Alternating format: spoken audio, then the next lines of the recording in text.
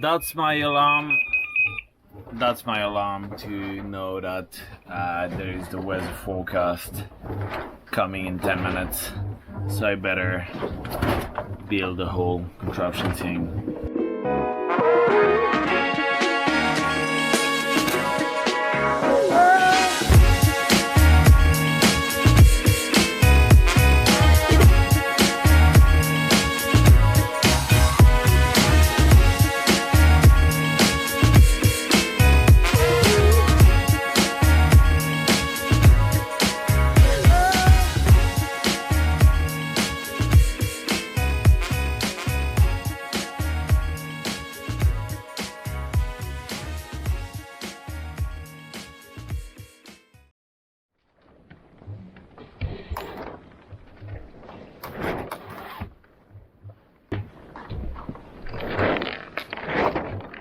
So for this race, for any race of the Mini Transat really, we're not allowed to have long range communication.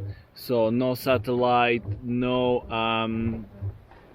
amateur radio, nothing that allows you to communicate on long distances. We have a VHF of course, but what we are allowed to is to have just a normal receptor for radio. So before they were transmitting onto BLU, but because it's really old now and doesn't actually work that well, we just going onto normal AM frequencies. So once at 1700 every day we have a weather forecast. So it's a bit of a mess. I have to put this antenna at the mast. For the trains out, I'll put one antenna around the rig, but just for this one, because it's only this race that uses this process, I'm using this. So let's see, 5 minutes. And then the weather forecast we receive, they basically give us the position of the low pressure and the high pressure, and a bit the weather forecast for each one of these zones that we're going into. Honestly, it's the first time I use this onto this boat. Let's see how well I receive thumbs. That one I'm not really sure. Right, so the first part of the game was to... Come on, wind. The first part of the game was to understand the whatever they were saying and write it down. Looks like this. And of course, it's always the moment where the wind dies and you need to jibe and etc, etc. Anyway, I think I got most of the information. Now the second part of the game is to interpret all this, because they just give us, the position of the low pressure, or the various low pressure in that case, and a bit of forecast from that for the different areas. So now I have to write down this position of the low pressure on the chart, compare it to what they were before, so look how the system is moving, and try to make my strategy based on this. So it's a bit of a pain in the neck, to be honest, but it's really cool because it teaches you, or it forces you to have a look into these, understand better how the cloud moves, how the wind moves around those clouds, around those low pressure, look at the barometer, etc. It's really interesting. It's a bit annoying, especially when there is no wind like this, but it's a good exercise.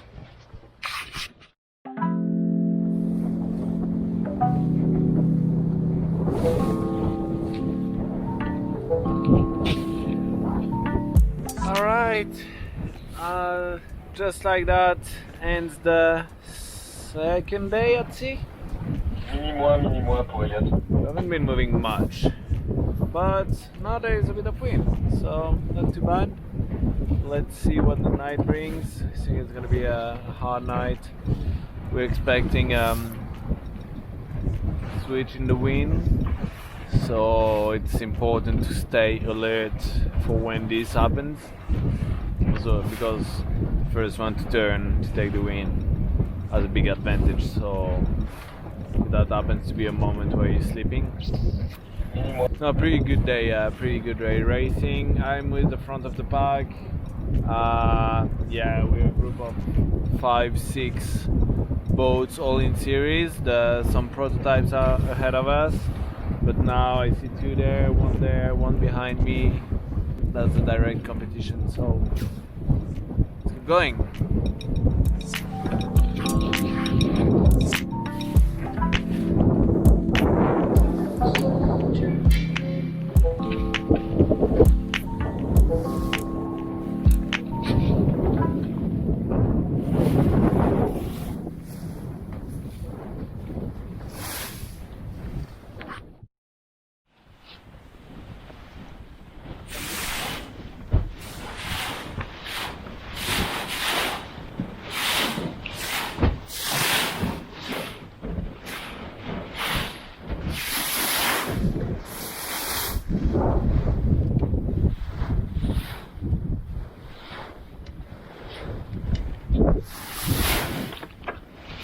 And now the rain.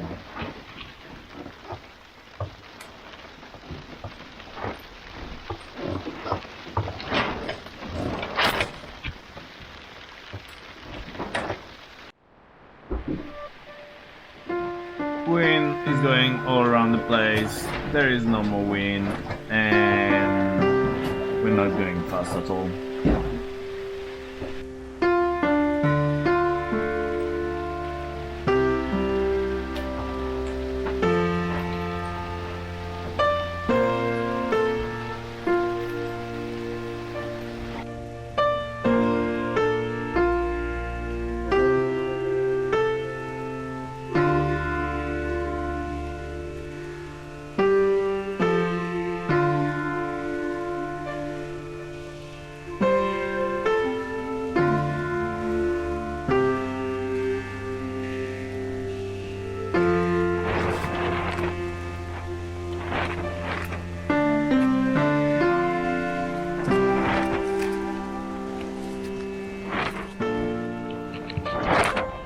Well, guess what?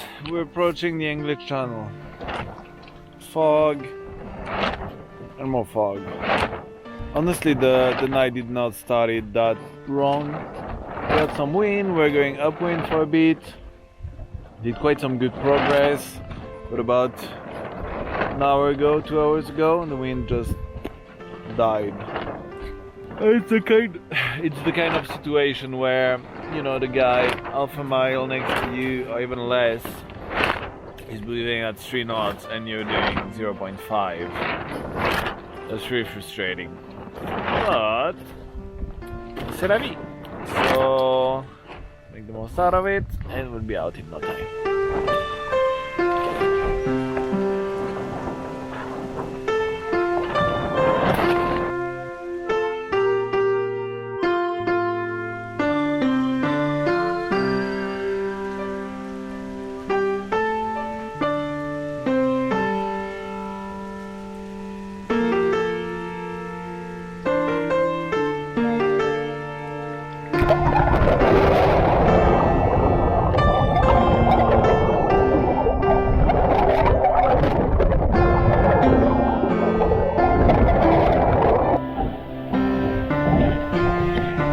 Seriously, the weather gets much better once you get close to the UK. Now, look at this. Ends of a 78 years old person. Or more. Whoa, I like this weather. And that's why English people drink so much deep rain. I'm gonna make you tea now.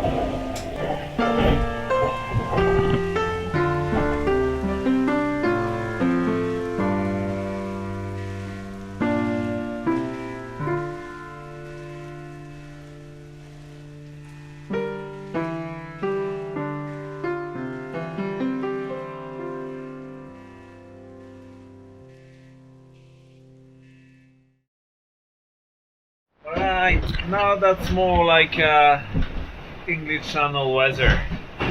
About 15, 17 knots on the nose, wind facing current, all what I like. Fuck. Anyway, that's what we got, huh? So make the most out of it. Hopefully there is 25 knots, 25 miles to the DSP of Ouessant, so go around this and we'll be out. So yeah, go, and we'll be able to bear away. Probably a Gennaker, and if we're lucky at the same time the wind backs, the Spinnaker. Can't wait. Finally some wind, but in the wrong direction. That's sailing for fun.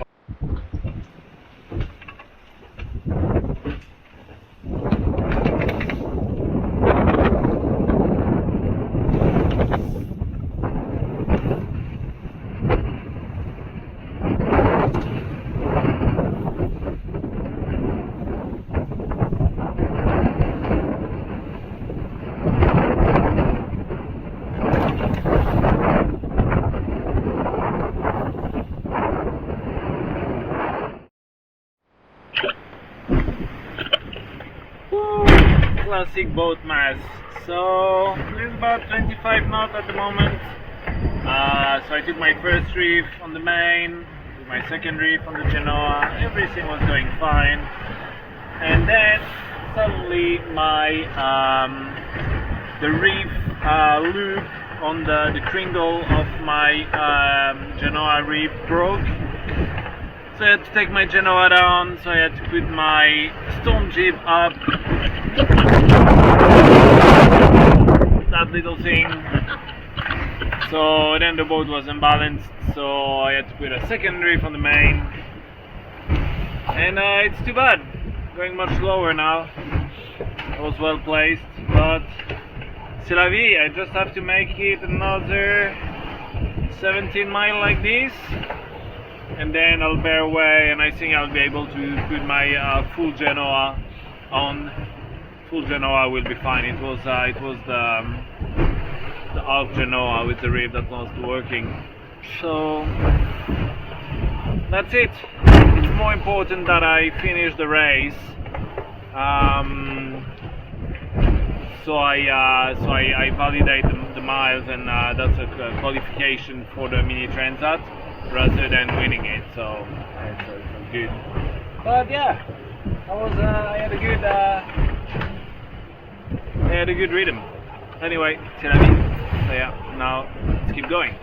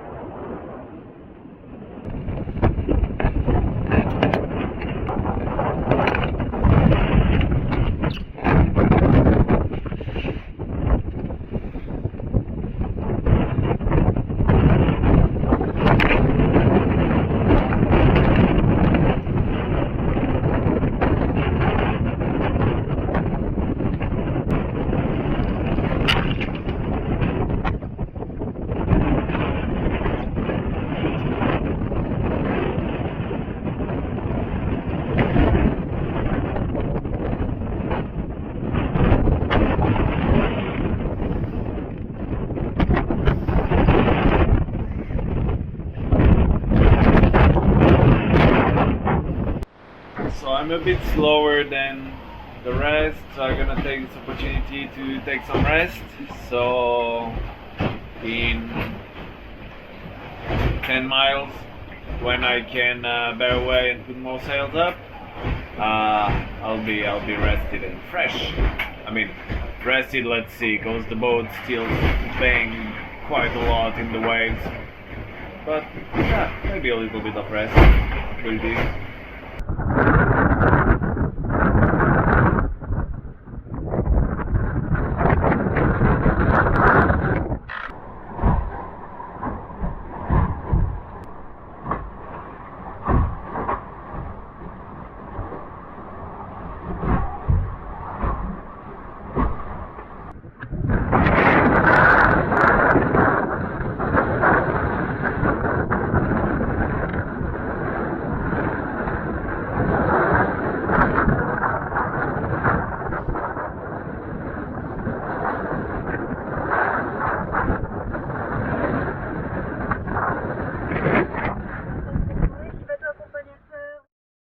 day 4, 5 of the race.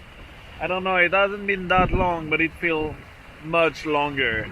Such light wind all the time. Yesterday was a bit to pass the TSS. I had my problem with my Storm G, with my reef of the Genoa, and had to go to the Storm G. Lost many places, but I managed to come back. And I think I'm in between in between 5 and 10 to pass the mark upwind if everything goes well. Don't want to jinx it. There is 5 miles to Wolf Rock, which is right there. Whoop, whoop. Also, I was a bit light in energy because we've been going so slow that the hydro generator wasn't producing much. And also, you don't want to put it because when you go slow, the impact on your speed is much greater.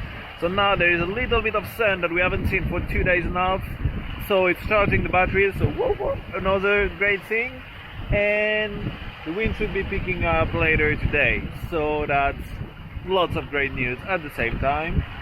Stay posted. I hope this is a fun race to watch on the race tracker. And I just see this guy who's dropping his spinnaker. I'm leaving you to it and see you really soon on the downwind leg to Oscar. Bye.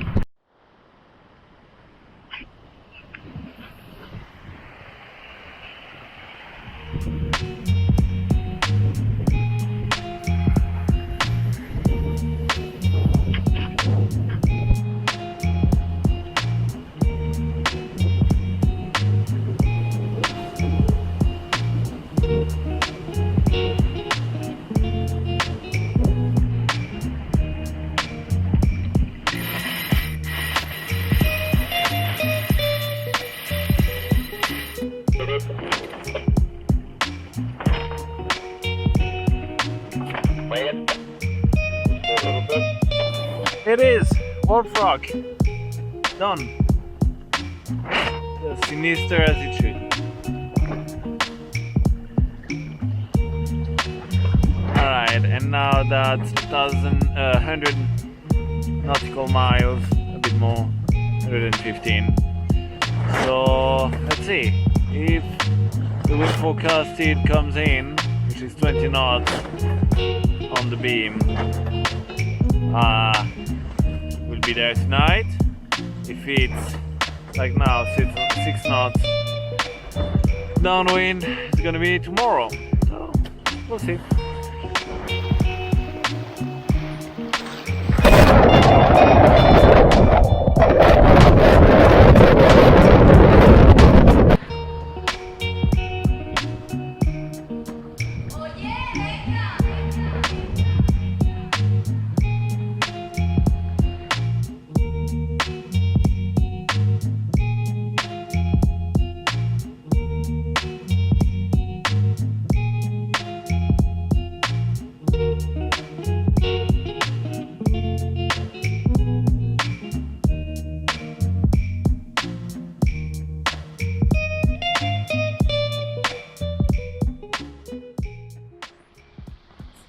Alright, I arrived this morning at 4 something in the morning. It was a tough race, just because so much calm and so much rhythm changes, and I've been in the mix quite a lot, and one big mistake towards the end. I mean, first the kringle of the Genoa that broke, and then a mistake on the last bit, on the last 100 miles. I went left, should have been right.